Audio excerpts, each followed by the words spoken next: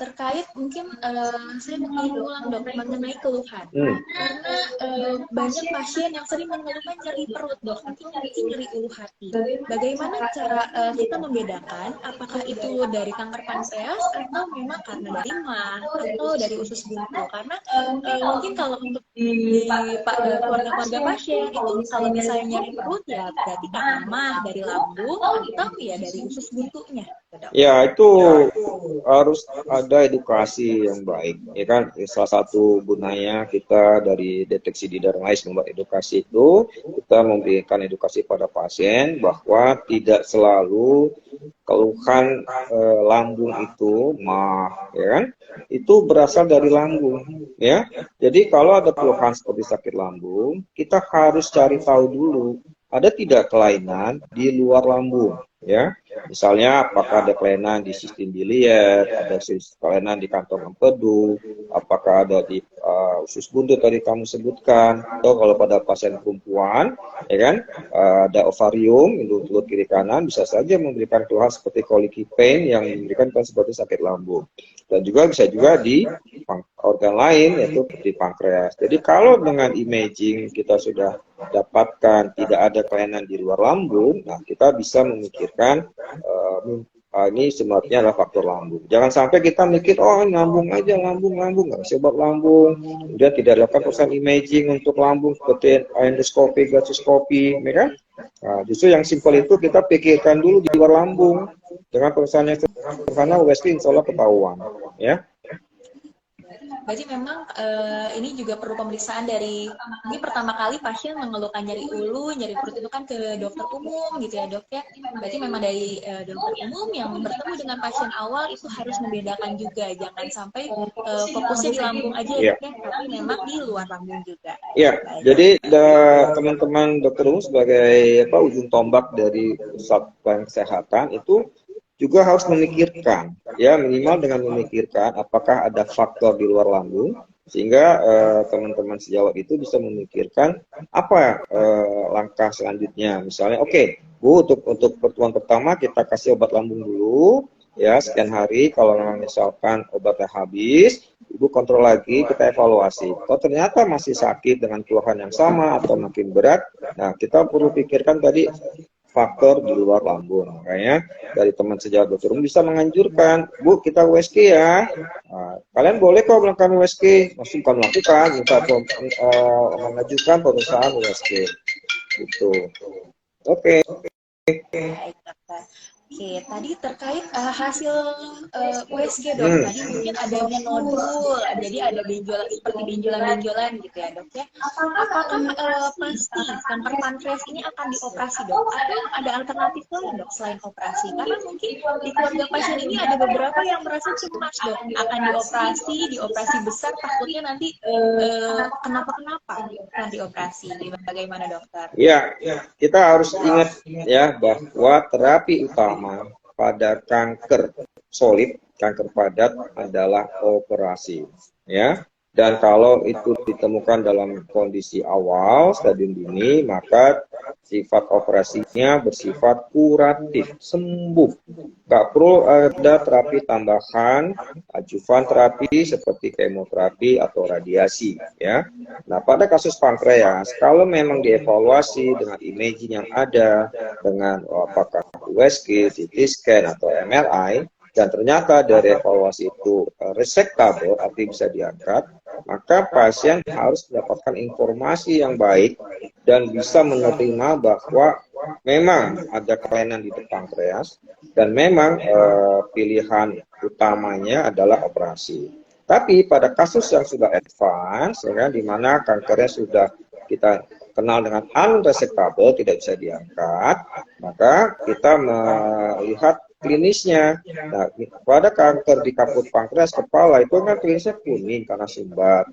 Kita bisa melakukan drainase dari saluran biliarnya itu baik secara endoskopik dengan pemasangan stent ya dengan RCP, atau kalau memang tidak ada fasilitas RCP atau stent, kita bisa menggunakan teknik pembedahan, itu kita melakukan double bypass.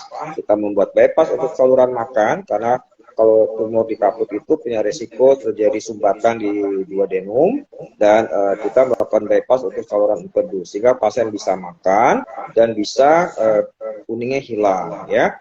Jadi itu sifat operasinya tidak lagi menjadi kuratif tapi paliatif. Nah, selain daripada melakukan double bypass, kita melakukan biopsi dari pankreasnya untuk menentukan jenis tumornya apa. Ya, setelah dapatkan jenis tumornya apa, tentunya kita melakukan terapi adjuvan berupa kemoterapi.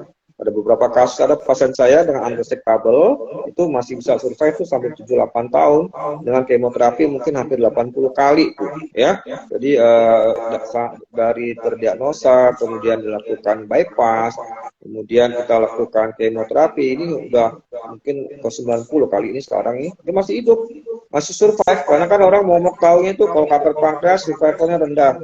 Betul kalau terlambat, tapi kalau lebih awal insya Allah baik, ya. Jangan takut kalau untuk operasi, ya, gitu. Ya, Dok. Berarti memang sebenarnya ini tergantung lagi sama stadium ya, Dok, saat dibawa ke sini, dibawa ke rumah sakit. Karena kalau misalnya untuk terapi utama untuk kanker yang padat sebenarnya memang operasi ya, Dok, ya. Jadi jangan sampai keluarga pasien ini takut untuk dioperasi karena nanti mungkin akan meningkatkan tingkat kesulitan ya, Dok, ya. Sembuh ya, Dok. Betul. Sering kami dapat itu pasiennya ada indikasi operasi resectable. Kemudian ternyata pasiennya lebih memilih orang pinter. Jadi nggak ke orang pinter dulu, setelah gagal orang pinter balik ke orang bodoh. Dokter Fajar kan karena bodoh belajar, ya kan, belajar dari S1, spesialis bedah, konsultan, kayak gitu. Jadi karena kami bodoh, karena belajar, dan kita belajarnya terus menerus, kita update ilmunya tiap tahun. Itu ya, kamu juga harus belajar ya. Siap, Dokter. Oke. Baik, Dok.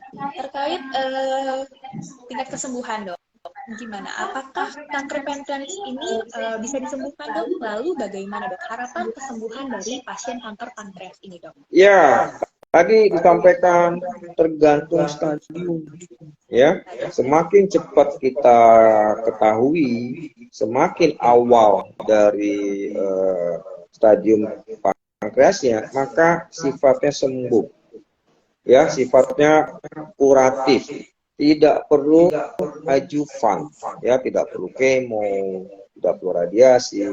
Tapi kalau sudah unresectable, apalagi sudah meta, itu kan sifat kuratifnya jadi nggak ada. Yang ada sifat paliatif.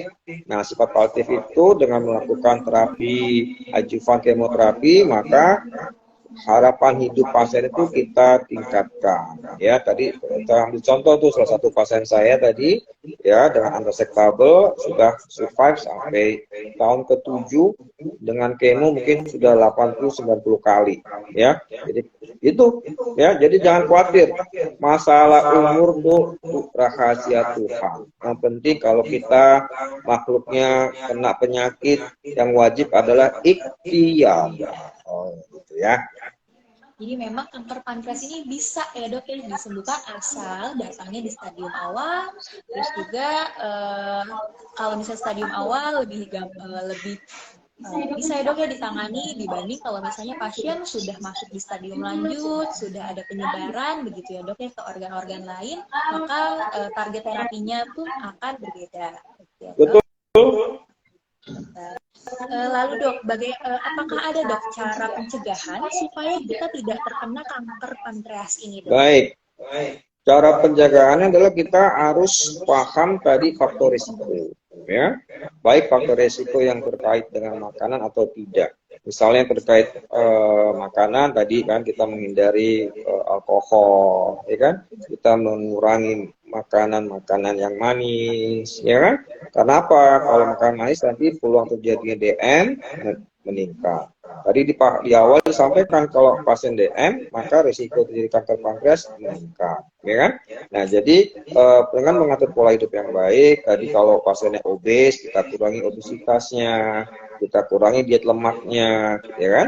Sehingga faktor risiko dari kanker pankreas itu bisa kita tekan dan kita terhindar dari kanker pankreas. Dan tidak kalah penting juga kalau tiap tahun siapapun ada medical check up, ya, baik yang mandiri atau oleh kantor atau perusahaan, tolong dilibatkan pemeriksaan USG abdomen, ya, dengan menambah sedikit lah kalau saya bilang sih, berapa sih biaya USG untuk abdomen, mungkin sekitar 300 atau 400.000 kali ya, tapi kita bisa dapat informasi yang baik di rongga perut, ya, dengan keluhan yang minimal atau tidak ada keluhan. Kadang kita jumpa itu adalah USG, ada benjolan di pankreas, ada benjolan di hati, ada batu di kantong empedu. Nah, artinya kan itu abnormal.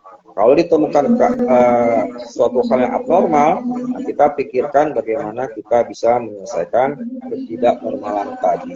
Itu ya, jadi pentingnya deteksi dini. Nah, ada masih punya 3D nih, ya silakan kalau memang ada ada keinginan untuk melakukan deteksi dini terhadap kanker khususnya pada pasien-pasien atau keluarga yang pasien, silakan untuk ke Darmais, ke program 3D-nya. Kami ada di basement ya. Di basement ya, itu ada dokter spesialisnya, ada dokter konsultannya, dokter umumnya, dan petugas-petugas lainnya yang siap untuk membantu Bapak Ibu yang pengen atau mengetahui apakah ada risiko kanker pada keluarganya. Itu ya.